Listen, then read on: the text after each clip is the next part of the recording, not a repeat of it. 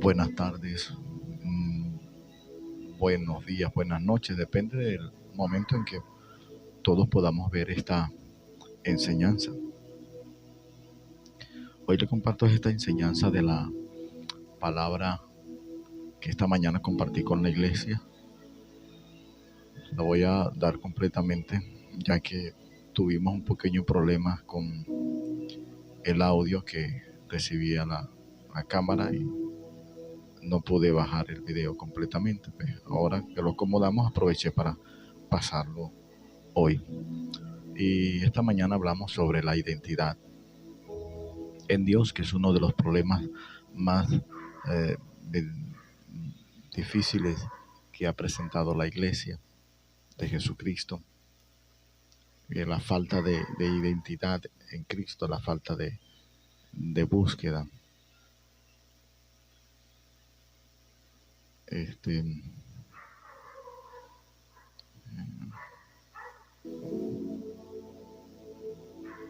eh, esta mañana tuvimos un pequeño problema, entonces con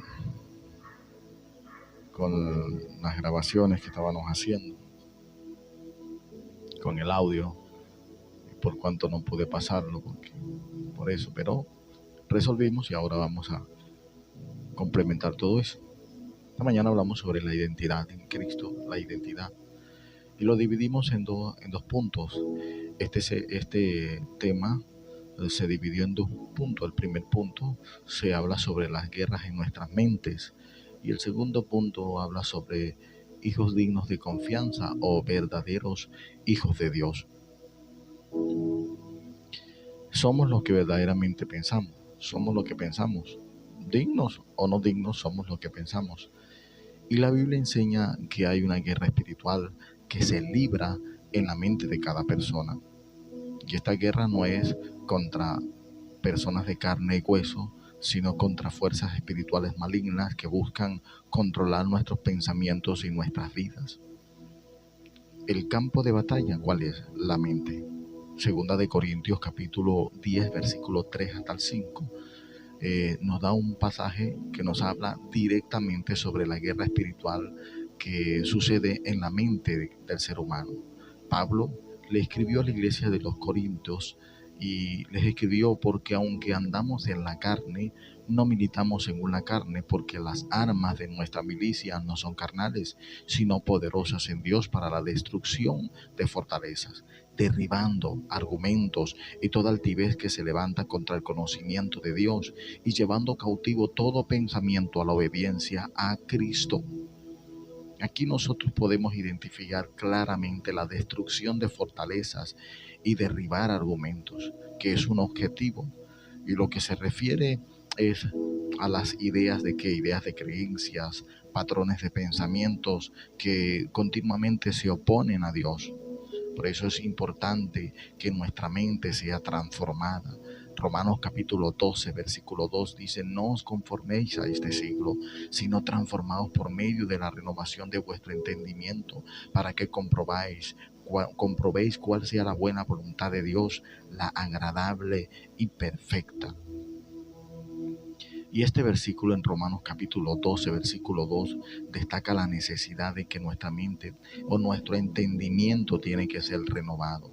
¿Para qué? Para poder vivir de acuerdo con la voluntad de Dios.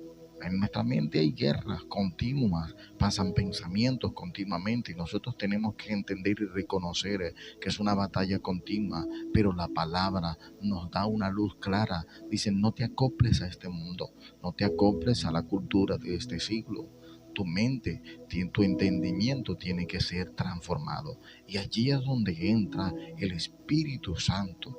Recuerda que el lenguaje del Espíritu de Dios es la palabra de Dios. Si tú y yo no sacamos tiempo para leer la Biblia, para meditar en la palabra, para tener una comunión continua con el Espíritu Santo, ¿cómo nuestra mente se va a renovar? ¿Cómo mi entendimiento se va a renovar? ¿Cómo podré yo ganar las batallas o guerras que podemos tener en nuestra mente? Efesios capítulo 4, versículo 23 dice: y renovaos en el espíritu de vuestra mente. Y este pasaje señala que el cambio de mentalidad es un proceso espiritual. Y eso requiere la ayuda de ¿quién? La ayuda del Espíritu Santo para renovar nuestros pensamientos. ¿Cómo se logra la ayuda del Espíritu de Dios? Simple, manteniendo una comunión directa, continua con el Espíritu Santo. Continua, ya que el Espíritu de Dios revela el conocimiento de Dios en nuestras vidas, revela la verdad de Cristo en nosotros. Es como Jesucristo lo enseñaba claramente a los discípulos, a los judíos que habían creído en él. Dice, y conoceréis la verdad y la verdad los hará libre. Entonces, debemos saber cuál es el contenido de nuestros pensamientos. El libro de Filipenses, el mismo Pablo le escribió a los Filipos, a la iglesia que había en Filipos.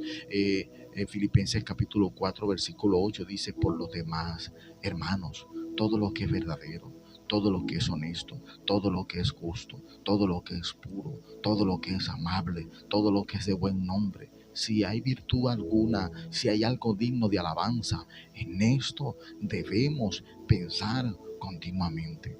Y este versículo es un mandato para dirigir conscientemente nuestros pensamientos hacia lo que es bueno, hacia lo que es verdadero, hacia lo que es edificante, en lugar de permitir que nuestra mente divague hacia pensamientos negativos o impuros que no ayudan en nada, que no edifican en nada. O sea, ¿qué cabida, qué pensamientos van a tener en nuestra mente el lugar correcto para que se aniden? Y somos nosotros los que tomamos la decisión de qué pensamientos voy a permitir que se alojen en mi mente. Por eso Pablo se lo dice claramente a la iglesia en Filipos. Por lo demás, hermanos, todo lo que es verdadero, honesto, justo, todo lo que es puro, amable, todo lo que es de buen nombre, si hay virtud alguna, si hay algo digno de alabanza, dice, en esto debemos pensar continuamente. Tú y yo debemos pensar continuamente. ¿Qué resalta este versículo? Este versículo nos resalta de que nosotros debemos darle lugar a los pensamientos que tienen buen testimonio, que vienen de la verdad de Cristo, de la palabra de Dios, que edifican, y rechazar todo aquel pensamiento negativo, impuro, que nos lleva a retroceder, que nos lleva a empobrecer nuestra vida en Cristo. Por eso la palabra de Dios es un poder grande, grande. Dice Hebreos capítulo 4, versículo 12, dice, porque la palabra de Dios es viva y eficaz y más cortante que toda espada de dos filos. Dice, y penetra hasta partir el alma y el espíritu, las coyunturas y los tuétanos, y discierne los pensamientos y las intenciones del corazón. Dice, la palabra de Dios es viva, la palabra de Dios tiene poder. El cielo, la tierra van a pasar, pero su palabra no pasará. El mundo y sus deseos pasan, pero el que hace la voluntad de Dios permanece para siempre. ¿Y cuál es la voluntad de Dios? Que sea su palabra la que nos guíe, que nosotros podamos ser obedientes a su palabra. Por eso la palabra de Dios es viva y es eficaz, o sea, hace lo que Dios ha demandado que haga. Dice que es más constante que toda espada de doble filo, penetra, que entra primeramente en nuestra alma, en nuestros pensamientos, luego en el espíritu, luego llega a nuestro cuerpo, a las coyunturas y a los tuétanos. Ella discierne o descubre los pensamientos y las intenciones del corazón. Por eso la Biblia nos enseña que la palabra de Dios es una herramienta poderosa para examinar y corregir nuestros pensamientos y las intenciones de nuestro corazón. Ahí es donde está el Espíritu Santo, ahí es donde Él revela con su palabra lo que tenemos que corregir, lo que no debemos dejar pasar, lo que no debemos dejar que se anide en nuestros pensamientos, en nuestra mente. ¿Por qué? Porque nosotros debemos dejar que la palabra sea la que alumbre, que sea el Espíritu Santo por su palabra que nos gobierne, que nos dirija? Simple. Santiago capítulo 1, versículo 14 hasta el 15 nos da el origen de las tentaciones. Dice, sino que cada uno es tentado cuando de su propia concupiscencia o mal deseo es atraído y seducido. Entonces la concupiscencia o el mal deseo, después que ha concebido, da a luz el pecado, y el pecado, siendo consumado, da a luz la muerte. Nadie puede decir que es tentado de parte de Dios, porque Dios no tienta a nadie, ni él puede ser tentado por el mal. Y este pasaje nosotros nos explica que la tentación comienza con un deseo, con un pensamiento pecaminoso, con un pensamiento de maldad que llega a nuestra mente, y nosotros tenemos que tener la, la, la fuerza o la dirección por medio del Espíritu Santo y su palabra de desarraigar de nuestra mente a todo pensamiento que no viene de la palabra de Dios, que no ayuda, que no edifica, que no nos ayuda a mantener una comunión con nuestro Padre, con nuestro Dios, con su Santo Espíritu. Si permitimos que esos pensamientos de pecado, de maldad, se arraiguen en nuestra mente, eso se va a convertir en una acción que nos alejará de Dios y nos puede llevar a una muerte espiritual, alejarnos de Dios. En resumen, de esta primera parte, la Biblia nos enseña que nuestra mente es un campo de batalla espiritual. Ahora, la victoria sobre el pecado y las influencias negativas, ¿dónde comienzan? Comienzan primero en nuestra mente. O sea, de la abundancia del corazón habla la boca. De toda cosa guardada, guarda tu corazón, porque de él mana la vida. Entonces, ¿cuál es la clave para nosotros ganar la batalla espiritual en nuestra mente? Primero, reconocer que hay una batalla espiritual. Reconocer que nuestra lucha no es contra sangre ni carne. Segundo, nosotros debemos renovar nuestra mente con la palabra de Dios y el poder y el gobierno del Espíritu Santo en nuestras vidas. El Espíritu de Dios siempre va a revelar la verdad de Cristo, siempre lo que Cristo ganó por ti, por mí en la cruz del Calvario, la victoria que Él nos dejó, la herencia que el Padre por medio de Jesucristo nos dio. Entonces el Espíritu Santo, cuando Él gobierna nuestras vidas, su lenguaje es su palabra, es la palabra escrita, la palabra, el conocimiento de Dios, y eso va a renovar nuestra mente. Nosotros tenemos que acoplarnos a la palabra de Dios, no acoplarnos a la cultura de este siglo. Nosotros debemos dirigir conscientemente nuestros pensamientos a lo que es bueno, hacia lo que es verdadero, hacia lo que es puro, a lo que es santo, a lo que tiene buen nombre, a lo que tiene virtud alguna. Si hay algo, dice, si hay algo digno de alabanza, en eso nosotros tenemos que continuamente pensar. ¿Para qué? Para llevar cautivo todo pensamiento a la obediencia a Cristo. Comienza allí nuestra victoria. Ve a ver, la frase somos lo que pensamos, eso resuena fuertemente en la palabra, en la Biblia. La Biblia establece una conexión directa entre nuestros pensamientos y nuestras acciones y el estado de nuestro corazón. El cambio de vida comienza con un cambio de mentalidad. Por eso Cristo le dijo a los judíos que habían creído en Él: y conocerán la verdad. Si son verdaderamente mis discípulos, si verdaderamente son mis discípulos, van a poner por obra los consejos de mi palabra. Entonces conocerán la verdad, y la verdad los hará libre. Entonces la confianza en la palabra de Dios es un pilar, el dejarnos guiar, el dejar que Él sea el que gobierne nuestros pensamientos, que abunde nuestros pensamientos su palabra, el llevar de que el Espíritu Santo gobierne nuestras vidas, el mantener una comunión continua con el Espíritu de Dios, el sacar tiempo, así como nosotros nos alimentamos diariamente, tenemos nuestro desayuno, almuerzo y cena. De la misma manera nosotros tenemos que sacar tiempo para avivar esa comunión con el Espíritu Santo, de manera que el Espíritu de Dios, con el poder de su palabra, derribe todo pensamiento, toda estructura, todo argumento que vaya en contra de la voluntad de Dios. Los lleva cautivo a la obediencia a Cristo, lleva los pensamientos cautivos a obedecer a Cristo. Ahora, la Biblia enfatiza que la confianza absoluta debe ser puesta en Dios. También ella describe las características que hacen una persona digna de confianza para los demás. Este es el otro punto. El otro punto es siervos dignos de confianza. Ahí es cuando nosotros comenzamos a ser siervos de Dios, siervos dignos de confianza. A muchas personas les gusta que le llamen siervos de Dios, pero esto tiene por medio de la gracia y la verdad de Jesucristo, tiene unas verdades que nos muestran claramente que nosotros tenemos que poner en práctica en nuestras vidas.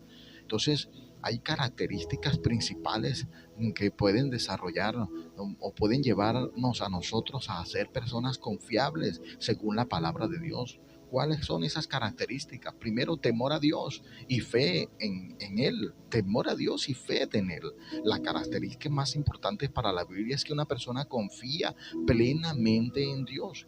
Quien teme a Dios y busca su voluntad en todo lo que hace, demuestra que sus acciones no están basadas en su propio interés, sino en los principios divinos de su palabra. Esto lo hace una persona con cimientos sólidos y predecibles, sus cimientos sobre la roca, como dice la palabra, sobre la roca que es Jesucristo, como la parábola de los cimientos que Jesucristo enseñó y decía: el que oye estas palabras y las pone por práctica, lo compararé como el hombre que edificó su casa sobre la roca. Proverbios capítulo 3 versículos 5 al 6 dice: confía en el Señor de todo tu corazón y no te apoyes en tu propio entendimiento o tu propia prudencia. Reconócelo en todos tus caminos y Él enderezará tus veredas, tus sendas. Él enderezará todo lo que hay en ti. Esa es una de las características. Otra de las características es honestidad e integridad. La persona digna de confianza, donde deja que el Espíritu Santo gobierne su mente, donde deja que la palabra de Dios abunde en su mente, comienza a desarrollar en su corazón honestidad e integridad. No solo la persona honesta e íntegra no solo deja de mentir, sino que sus acciones son coherentes con sus palabras. Como la palabra lo dice, que nuestro sí sea sí y que nuestro no sea no. La misma vida de la palabra muestra y dice que por los frutos seremos conocidos. Se refleja en la vida de aquel siervo de Dios que es digno de confianza, se refleja una honestidad profunda. El libro de los Salmos, capítulo 15, versículo 4, dice: el que aun jurando en perjuicio propio no cambia, el que no presta dinero con usura ni acepta soborno en contra del inocente, el que hace estas cosas jamás será conmovido. El libro de Santiago capítulo 5 versículo 12 dice: pero sobre todo, hermanos míos, no juréis ni por el cielo, ni por la tierra, ni por ningún otro juramento, sino que nuestro sí sea sí y vuestro no sea no, para que no caigáis en condenación. Cuando hay honestidad e integridad en nuestras vidas, entonces comienza a desarrollarse en nuestro corazón otra característica que es discreción y prudencia. Discreción y prudencia. La discreción y la prudencia es una señal de sabiduría. Una persona confiable, una persona prudente, una persona discreta, sabe cuándo tiene que hablar y cuándo tiene que callar. Una persona prudente, discreta, no divulga secretos ni anda con chismes por ahí, porque comprende que la información confidencial debe ser protegida. Proverbios capítulo 11 versículo 13 dice: el que anda en chismes descubre el secreto, mas el de espíritu fiel lo guarda todo. Eclesiastés capítulo 3 versículo 7 dice: aquí hay tiempo de callar y tiempo de hablar. Y cuando hay honestidad y cuando hay prudencia en nosotros, entonces comienza a desarrollarse en nosotros esa fidelidad y perseverancia. La confiabilidad se muestra, o la fidelidad o la perseverancia se muestra a lo largo del tiempo.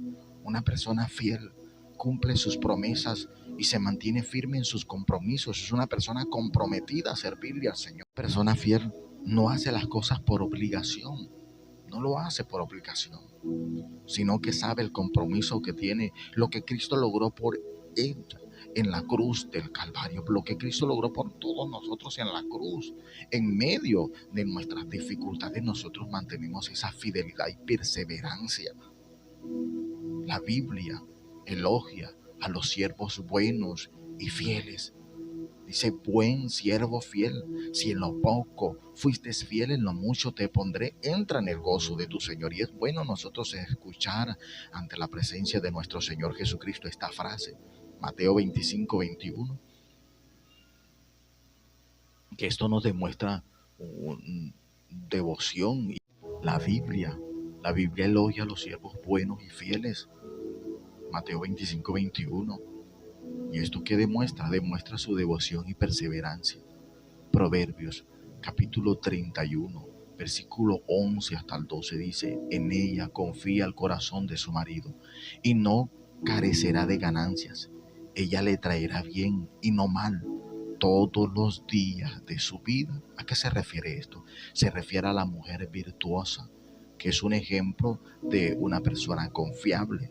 A estos hombres y mujeres, a nosotros que le servimos al Señor Jesucristo, a todos aquellos que le sirven al Señor y tienen esposas mujeres virtuosas, mujeres que están con nosotros en las buenas y en las malas, mujeres que por medio de ellas el Espíritu Santo nos habla y nos da dirección. Apreciemos esas mujeres que Dios nos permite tener, esas esposas, cada uno de los hombres que le sirven al Señor. Apreciemos esas mujeres que tenemos, que en las buenas y en las malas están con nosotros allí, que nos apoyan. Son mujeres que trabajan, a veces hay mujeres que trabajan y aparte de que trabajan, tienen su trabajo secular, vienen a la casa, cocinan, atienden a los niños y aparte de que atienden a los niños, atienden al esposo. Entonces, tu hombre que me escuchas en este momento, valora a esa mujer fiel que tienes.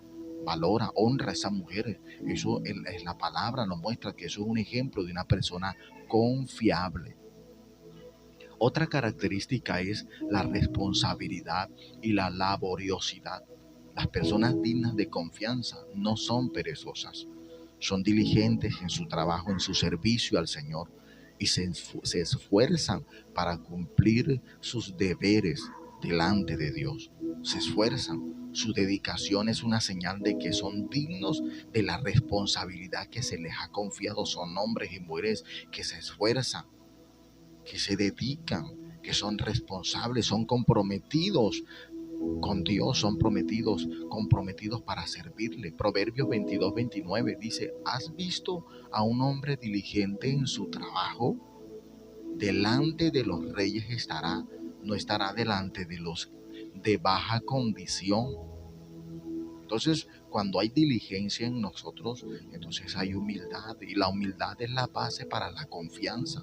Una persona humilde reconoce sus limitaciones y no se jacta de lo que sabe. No busca impresionar a los demás, ni es el primero en dar una noticia para sentirse importante. Esta actitud les permite ser dignos de confianza, ya que no actúan por orgullo. Filipenses capítulo 2 versículo 3 nos dice, no hagan nada por contienda o por vanagloria, antes bien con humildad, considerando cada uno a los demás como superiores a sí mismo. Es necesario nosotros buscar qué podemos entender como esta palabra, considerando cada uno a los demás como superiores a sí mismo, que podamos entender, busquemos en el significado de la palabra, que es considerarnos cada uno a los demás como superiores a nosotros mismos. La Biblia presenta la confiabilidad como una cualidad profundamente arraigada en el carácter piadoso. Esto es el resultado de un corazón que busca continuamente agradar a Dios. Y yo creo que todos los que estamos sirviéndole al Señor, todos los hombres y mujeres queremos agradar a Dios. Todos queremos agradar a Dios. Eso es lo que queremos, deseamos agradar a Dios. Entonces, por lo tanto, debemos producir frutos de honestidad, frutos de discreción, frutos de fidelidad en nuestras relaciones con los demás, con las demás personas, que nos rodean, que ellos puedan ver en nosotros honestidad, integridad, discreción, prudencia, fidelidad, perseverancia, que las personas puedan ver eso. La Biblia nos muestra y nos dice, por sus frutos los conoceréis. Entonces, esta es la enseñanza que compartí con la iglesia esta mañana. La reduje, la puse un poquito más corta para poder poner las partes más importantes. Amado hermano, amado amigo que me oyes, Cristo logró por nosotros toda esta victoria en la cruz del Calvario. Jesucristo nos conoció desde antes de la fundación del mundo. Nos dejó su palabra. Y nosotros tenemos que apoyarnos de esa palabra, dejar que el Espíritu Santo nos gobierne, reconocer que nuestra lucha no es contra sangre ni carne, reconocer que nuestra mente tiene que ser renovada con su palabra, que su palabra tiene que ser renovada, reconocer que debe ser renovada mi mente y mi espíritu, y que el Espíritu Santo debe gobernar mi vida. Yo tengo que dejar que Él gobierne mi vida, acoplarme a Él, para que todas estas características que les acabo de decir puedan cumplirse en nuestras vidas y podamos nosotros decir que somos más que vencedores. Dios no te llamó a ti ni me llamó a mí para ver demonios. Dios no nos llamó para estar derrotados. Dios nos llamó para ir de gloria en gloria, de poder en poder y de triunfo en triunfo, para que podamos nosotros ver lo que está escrito. Dice: a los que aman a Dios, todas las cosas les ayudan para bien. Todo nos ayuda para bien si nosotros amamos a Dios. ¿Y qué es amar a Dios? Guardar sus mandamientos. Eso es guardar. Dice Jesucristo claramente, les enseñaba, decía: si me amas, guardas mis mandamientos. Entonces nosotros tenemos que proponer en nuestro corazón que nuestra mente tiene que, si entendemos que nuestra lucha no es contra sangre ni carne, pero también entendemos que para poder ser vencedores debemos reconocer que el Espíritu Santo debe gobernar nuestras vidas, que no debemos acoplarnos a las culturas y costumbres de este mundo, que mi mente tiene que ser renovada, que mi espíritu tiene que ser renovado, que Él tiene que gobernar mi vida, y así Él comience a dar frutos en mi vida de honestidad, de perseverancia, de discreción, de prudencia, o Él comienza a cambiar, transformar mi vida en las relaciones con los demás.